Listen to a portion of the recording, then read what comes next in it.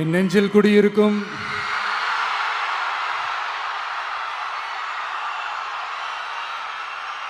கரூர் சொந்தங்கள், உங்கள் அனைவருக்கும் என்னுடைய வணக்கம்.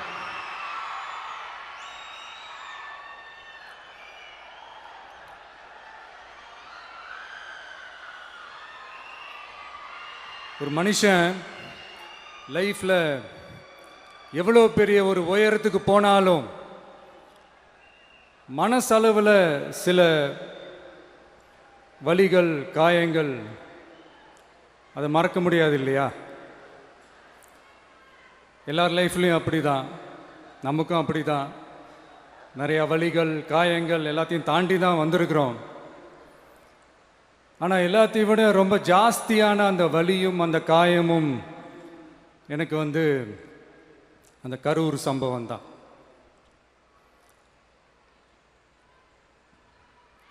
மக்களை சந்திக்கணும், மக்கள் பிரச்சனைகளை எடுத்து பேசணும். அதுக்காக தான் அந்த மக்கள் சந்திப்பு பயணத்தை தொடங்கி திருச்சி, அரியலூர், நாகப்பட்டினம், திருவாரூர், நாமக்கல், கரூர் அப்படின்னு சொல்லிட்டு போயிட்டு இருந்தோம். அரியலூரில் அந்த மீட்டிங் முடிச்சுட்டு பெரம்பலூர் போகிறதுக்கு முன்னாடி அந்த பெரம்பலூர் போலீஸ் எங்களை அலர்ட் பண்ணாங்க.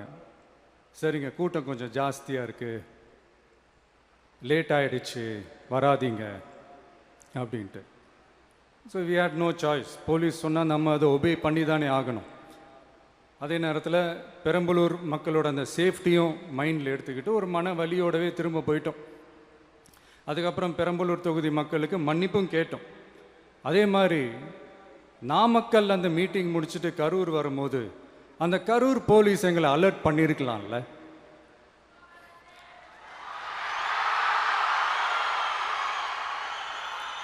இல்லை சார், இங்கே எதிர்பார்த்ததை விட கொஞ்சம் கூட்டம் அதிகமாக இருக்குது, கண்ட்ரோல் பண்ண முடியல, வராதிங்க. அண்ட் போலீஸ் நினச்சா அவங்க அந்த மீட்டிங்கே கேன்சல் பண்ணலாம். ஏதோ தப்பாக இருக்குது, ஏதோ தப்பாக தோணுது அப்படின்னு நினச்சிட்டாலே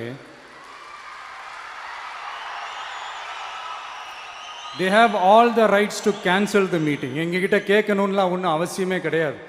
ஆனால் அதையெல்லாம் எதுவுமே செய்யாமல் அந்த ஹைவேல இருந்து அந்த ஸ்பாட்டுக்கு போலீஸே எங்களை உள்ளே கூட்டிகிட்டு வந்து விட்டு அந்த நாடகம்லாம் இருக்கு பாருங்க.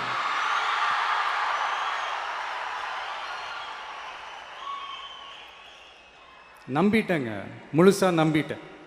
அன்னைக்கு இருந்த அந்த கரூர் போலீஸ் பேசும்போது தேங்க்ஸ்லாம் சொன்னேன் அவங்களுக்கு. எனக்கு தெரியாது இப்படி ஒரு நாடகம் நடக்கும். இதுக்கெல்லாம் யார் காரணம்? இதெல்லாம் யார் சொல்லி செஞ்சது? இப்படி பண்ணுங்க, அப்படி பண்ணுங்க, சப்போஸ் அப்படி நடந்தா இப்படி பண்ணுங்க, சப்போஸ் இப்படி நடந்தா இந்த மாதிரி இன்ஸ்ட்ரக்ஷன்ஸ்லாம் கொடுத்து அந்த ப்ரெஷர் போடுறது யார்?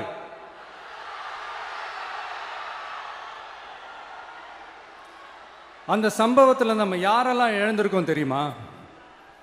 ஒரு டிவியில் என் படமோ பாட்டோ வந்துச்சுன்னா, அம்மா விஜய் மாமா, அம்மா விஜய் மாமா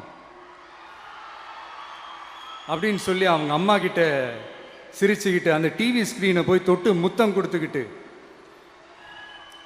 என் அக்கா தங்கச்சிங்களோட தங்க பிள்ளைகளை இழந்திருக்கோம்யா.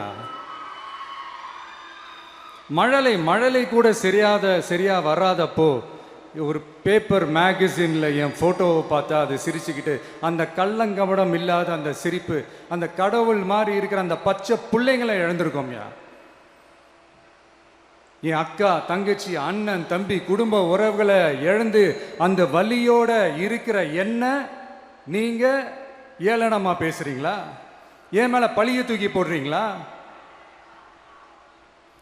இப்படி ஒரு சம்பவம் நடந்துருச்சு. இது ஏன், எதனால, அதுக்கான பின்னணி என்னன்ட்டு அந்த வலியோட வீட்டில் உட்கார்ந்துட்டு இருக்கிறேன். ஓடி ஒளிஞ்சிட்டான்னு வர சொல்றீங்களா? வாயின்னு முன்ன இருந்தா என்ன வேணாலும் பேசுவீங்களா?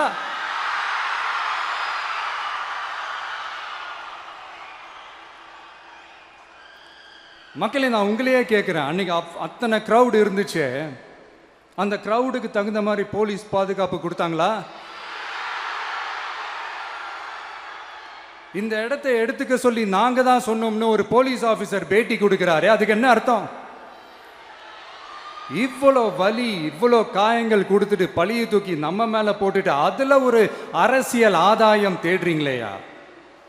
இதுல வாய் கூசாம சட்டசபையில ஸ்டாலின் சார் நம்ம மேல திருப்பி விட்டு அங்க ஒரு அரசியல் செய்றாரு. அதுக்கு என்ன அர்த்தம்? நமக்காக வந்திருக்கிற மக்களை காக்க வைக்கிறதுக்கு நான் ஒன்றும் ஆதாயம் தேடுற அரசியல்வாதியெல்லாம் கிடையாது. மக்களுக்காக அரசியலுக்கு வந்தவன் இந்த விஜய். எனக்காக எல்லாமும் கொடுத்த என் மக்களுக்காக எல்லாத்தையும் விட்டுட்டு மக்களுக்காக மட்டுமே அரசியலுக்கு வந்தவன் இந்த விஜய். அவங்களுக்காக நன்றி கடன் செலுத்துறதுக்காக மட்டுமே அரசியலுக்கு வந்தவன் இந்த விஜய். உங்களுக்கு தான் இந்த விஜயை பத்தி நல்லா தெரியுமே. ஆனா நம்ம எல்லாருக்குமே இத்தனை வலிகள் காயங்கள் கொடுத்தவங்களுக்கு இந்த 2026 தேர்தலில் தக்க பதிலடி கொடுத்துட்டீங்க. ஆனா அது மட்டுமே பத்தாது மக்களே, அது மட்டுமே பத்தாது. காலகாலத்துக்கும் எழுந்திருக்கவே முடியாத அளவுக்கு நிரந்தரமான ஒரு பதிலடியை நீங்க கொடுத்துக்கிட்டே இருக்கணும்.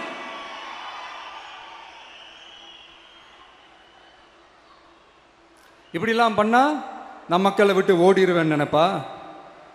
யார் என்ன ஓடினாலும் நான் மக்களை விட்டு எல்லாம் ஓட மாட்டேன். அன்னைக்கும் சொன்னேன், இன்னைக்கும் சொல்றேன், நாளைக்கும் சொல்றேன், தில்லா சொல்லுவேன், கெத்தா சொல்லுவேன். பணமா ஜனமா அப்படின்னு கேட்டா என் ஜனம் தான் எனக்கு முக்கியம்.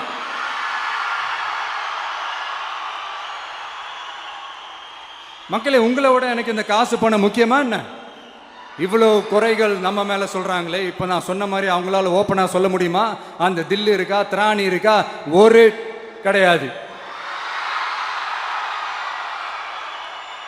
ஆனா நம்ம மக்கள் அமைச்சு கொடுத்த நம்ம அரச குறைகள் மட்டும் டிசைனா மாடலா குறைகள் மட்டும் சொல்லுவாங்க. ஒவ்வொரு டிபார்ட்மெண்ட்லயும் அந்த பார்ட்டி ஃபண்ட், அந்த கட்சி நிதின்ற பேர்ல அடிக்கிற கொள்ளையெல்லாம் இந்த தீய சக்தியா இருக்கட்டும், தீந்து போன சக்தியா இருக்கட்டும், ரெண்டு பேரும் மாறி மாறி இதே தான் செஞ்சிட்டு இருக்கிறாங்க. இதுல ஒரு ஹைலைட் காமெடி என்னன்னா, சட்டசபையில் பேசும்போது பார்ட்டி ஃபண்டுன்னு தான் சொன்னேன். அது எந்த பார்ட்டி, என்ன ஃபண்டு, யாரு, என்ன பேரு எதுவுமே சொல்ல. பார்ட்டி ஃபண்டுன்னு சொன்னவனை எடுத்தாங்க பாருங்க ஒரு ஓட்டம். எனக்கே ஃபர்ஸ்ட் புரியல, ஏன்பா ஓடுறாங்க? அப்படி என்ன நம்ம இப்போ சொல்லிவிட்டோம்? அதான் அந்த குற்றம் உள்ள நெஞ்சுக்கு தான் குறுகுறேங்கும். இது எப்படி இருக்கு தெரியுமா? எங்க அப்பா பீரோக்குள்ள இல்லை, எங்க அப்பா பீரோக்குள்ள இல்லை அப்படின்னு சொல்ற மாதிரி. ஐயோ, ஏன் கேட்குறீங்க? இவங்களோட செம்ம கூத்தா இருக்குங்க, செம்ம ஃபன்னா இருக்கு. சென்னையில் ஒரு பாலம் கட்டுறதுக்காக நார்மலாக ஆகிற செலவை விட அதிக செலவில், கிட்டத்தட்ட டபுள் மடங்கு செலவில் ஒரு டெண்டர் ஒன்று விட்டுருக்குறாங்க. அதையெல்லாம் தோண்டி எடுத்து அதெல்லாம் இப்போது கண்டுபிடிச்சி கேன்சல் பண்ணியிருக்கிறோம். இன்னும் எத்தனை கோடி ஊழல், எத்தனை லட்சம் கூடல் தோண்ட வருமோ எங்களுக்கே தெரில. ஒவ்வொரு முகமுடியாக கிழியுது. ஐயோ, இந்த விஜய் ஒவ்வொரு கதையா எடுத்து வெளியில விட்டுருவான் போலேன்ட்டு திரும்புற பக்கம்லாம் கதறல் கதறல் கதறல். காதலேருந்து ரத்தம் வராத குறை. ஆமா, இப்படி ஊழல்லே ஊறி போனவங்க இப்படிதான் இருப்பாங்க. இந்த 50-55 நாட்கள்ல அங்க செஞ்ச சில விஷயங்கள்லாம் சட்டசபையிலே எடுத்து சொன்னேன். பட் இங்க ஒரு சில விஷயங்கள் சொல்லணும்னு நினைக்கிறேன். இந்த மின்சாரத்துறையில் இதுக்கு முன்னாடி போட முடியாமல் இருந்த அந்த பதவி உயர்வை இப்போ தான் எங்களால் போட முடிஞ்சுது. அதுக்காக ஒரு அக்கா அழுதுகிட்டே ஒரு நன்றி சொன்னாங்களே, அதெல்லாம் அவங்க கண்ணில் படாது அந்த வீடியோலாம், குறை சொல்கிறவங்களுக்கு. அடுத்து லஞ்சம்லாம் ஒழிக்க முடியாது, ஊழல்லாம் ஒழிக்க முடியாது, அதெல்லாம் பிளட்டிலேயே ஊறி போய் இருக்கு அப்படின்னு சொன்னவங்க போய் ஒவ்வொரு கவர்மெண்ட் ஆஃபீஸாக பாருங்க, ஒரு பைசா லஞ்சம் இல்லை, ஒரு பைசா ஊழல் இல்லை, வேலையெல்லாம் சும்மா டக்கு டக்கு டக்குன்னு நடக்குது. ஒரு பெரியவர் ஒருத்தர் சொல்றாரு, தம்பி வேலையெல்லாம் நடக்குது, ஆனா அதையும் தாண்டி எங்களுக்கு மரியாதை கொடுக்குறாங்க தம்பி, உட்கார வச்சுலாம் பேசுறாங்க. இதெல்லாம் இதுக்கு முன்னாடி நடந்ததே இல்லை. அவனை போய் பாரு, இவனை போய் பாரு, இந்த ஆஃபீஸரை போய் பாருன்னு சொல்லி அலைய விடுவாங்க. இப்போ லஞ்சம் இல்லை, ஊழல் இல்லை, வேலையெல்லாம் உடனே நடக்குது. மக்கள் அப்படி ஒரு பெருமூச்சு ஒன்று விடுறாங்க. அதை பார்த்து நமக்கு அப்படி ஒரு ஹாப்பினஸ். இதுக்கு மேல என்ன வேணும்? ஏன் இதெல்லாம் பண்ண முடியாது? மனசுன்னு ஒன்று இருந்தா பண்ணலாம். இப்ப பண்ணல, அதே மாதிரி இந்த எல்என்டி நிறுவனத்தோட 18,600 crore-க்கு 3 திட்டங்கள் அந்த ஒப்பந்தம் அந்த கையெழுத்து போட்டிருக்கிறோம். கிட்டத்தட்ட 8,200 பேருக்கு வேலை வாய்ப்பு. நான் சொல்கிறது அந்த 3 மாவட்டத்தை சேர்ந்தவங்களுக்கே அவ்வளோ வேலை வாய்ப்பு. குறுவை சாகுபடிக்காக 134 கோடியில் அந்த சிறப்பு தொகுப்பு திட்டம் அறிவிச்சிருக்கிறோம் நம்ம விவசாயிகளுக்காக. இப்போவும் சொல்கிறேன், நம்ம விவசாய பெருமக்களே, உங்களோட இந்த அரசு கூடவே நிற்கும். பெண்கள் பாதுகாப்புக்காக சிங்கப்பெண் அதிரடி படை, அது உங்களுக்கு நல்லா முன்னாடியே தெரியும். வரப்போகிற அறிஞர் அண்ணா அவர்களுடைய பிறந்த நாளில் உங்கள் அண்ணனுடைய அரசில்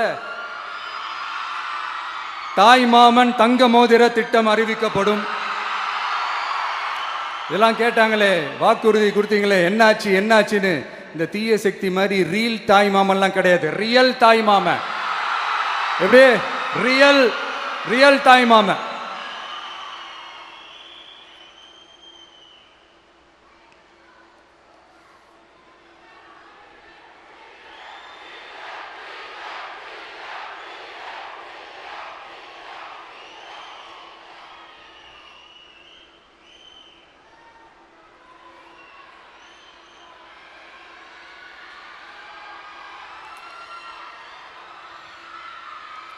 இந்த தீய சக்தியை பற்றி, அவங்க நிர்வாகத்தை பற்றி ஒரு வெள்ளை அறிக்கை ஒன்று வெளியிட்டோம்ல, அது ஷார்ட் அண்ட் ஸ்வீட்டாக சொல்லணுன்னா, ஒரு ஓட்ட பாத்திரத்துக்குள்ளே தண்ணி ஊற்றிக்கிட்டே இருந்திருக்கிறாங்க.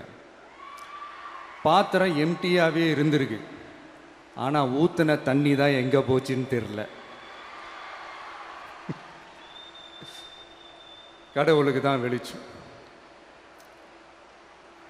அது மாதிரி இப்போ நம்ம சொன்னதெல்லாம் சும்மா ஒரு சாம்பிள் தான்.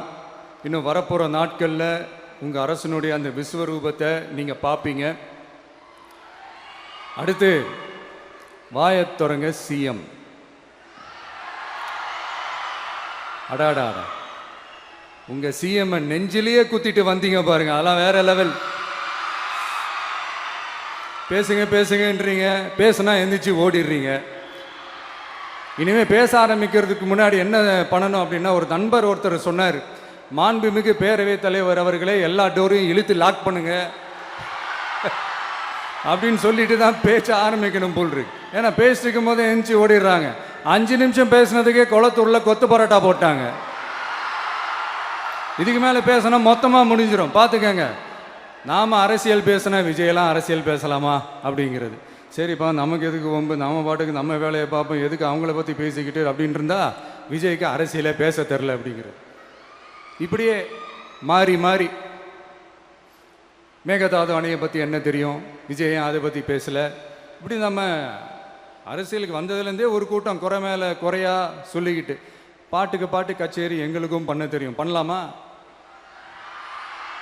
இந்த மேகதாது அணை சம்பந்தமான அந்த வழக்கில் தமிழ்நாட்டோட பெட்டிஷனை சுப்ரீம் கோர்ட் எப்போ ரிஜெக்ட் பண்ணுச்சு? அப்போ யார் ஆட்சியில் இருந்தா? ஏன் ஒழுங்காக வாதாடல? நீங்கள் ஒழுங்காக வாதாடி இருந்தீங்கன்னா அதை ரிஜெக்ட் பண்ணியிருக்க மாட்டாங்கல்ல. ஏன் ஸ்டாலின் சார் வேணும்னே விட்டுட்டாரா? ஏன் இப்படிலாம் கேள்வி கேட்கலாமா? இப்படிலாம் கேள்வி கேட்டால் தான் மேகதாது அணையை பற்றி பேசுனதா அர்த்தமா? ஏன் அந்த ஸ்டேட்டு சிஎம் பேசுகிறாரு, நீங்கள் ஏன் பேசலை அப்படின்னா, நம்ம ஸ்டேட்டோட உரிமையை எங்கே நிலைநிறுத்தணுமோ அதுக்காக வேலை பார்க்குறது மட்டும்தான் முக்கியம். சும்மா சவால் விட்டுக்கிட்டு சீண்டிப்பார், நான் யார் தெரியுமா, தொட்டுப்பார், இப்படிலாம் பேசிக்கிட்டு இருந்தால் வேலைக்கு ஆகாது. சும்மா பேசி பேசி பிரச்சனையை வளர்த்துக்கிட்டு யார் மேலேயாவது பழியை தூக்கி போட்டுட்டு அப்புறம் மக்களை அம்போன்னு தெருவில் விட்டுட்டு இப்படி தான் ஒரு அரசியல் பண்ணணும்னா அந்த அரசியல் நமக்கு தேவையும் இல்லை, அதை நம்ம செய்யவும் போகிறதில்ல. Talk less work more mode தான், அதுதான் நம்ம பாலிசியே. அதனால தான் சட்டசபையில் அந்த அரசினர் தீர்மானம்னு சொல்லி ஒன்று கொண்டு வந்தோம். அது எப்படி டு டேக் இட் ஃபார்வர்ட், எப்படி கொண்டு போகணுமோ அதை சரியாக செய்வோம். சென்ட்ரல் கவர்மெண்ட்லேருந்து அந்த டீலிமிட்டேஷனை திரும்ப கொண்டு வர போகிறதா ஒரு பேச்சு ஒன்று அடிபடுது. யார் என்ன டீலிமிட்டேஷன் கொண்டு வந்தாலும் தமிழ்நாடு அது ஒத்துக்காது. நமக்கான இடத்த யாரும் பறிக்கவும் முடியாது, அது பறிக்கவும் விட மாட்டோம். இப்படி நாம் இருக்கும்போது இந்த தீய சக்தி திமுக எங்கே போய் நிற்குது, யார் கதவை தட்டிக்கிட்டு நிற்குது, அது உங்களுக்கே நல்லா தெரியும். மக்களே, இந்த தீய சக்தியும் தீந்து போன சக்தியும் வேறலாம் இல்லை, கூட்டு களவாணிங்க. சொல்ல முடியுமா அவங்களால? எங்களுக்குள்ள ஒட்டும் இல்லை, உறவும் இல்லை, அறிவிக்க முடியுமா? நிரூபிக்க முடியுமா? இந்த வரப்போகிற இடைத்தேர்தலில் அதை நிரூபித்து காட்டுங்க, அப்புறமா பேசுங்க. மக்களை, என் மனசை விட்டு கரூர் எப்பவும் நீங்கவே நீங்காது. நமக்கு ஏற்பட்ட வேதனையான சம்பவத்தை, நமக்கு எதிராக நடந்த சதிய சூழ்ச்சிய இனி வர்ற ஜென்ரேஷனும் அவங்களுக்கு தெரியப்படுத்தணும்ல. அதுக்காகவே இனி ஒரு அரசியல் சதிய, அரசியல் சூழ்ச்சிய யாரும் யோசிக்கவே கூடாதுன்றதுக்காகவே கரூர்ல ஒரு நினைவு சின்னத்தை நம்ம டிவிகே சார்பா அமைக்கப்படும் அப்படின்றத அறிவிக்கிறோம். அப்புறம் கரூர்ல இருந்து ஒட்டுமொத்த தமிழ்நாட்டு மக்களுக்கும் சொல்றேன், உங்க டிவிகே அரசு உங்களுக்காகத்தான் உழைக்கும்.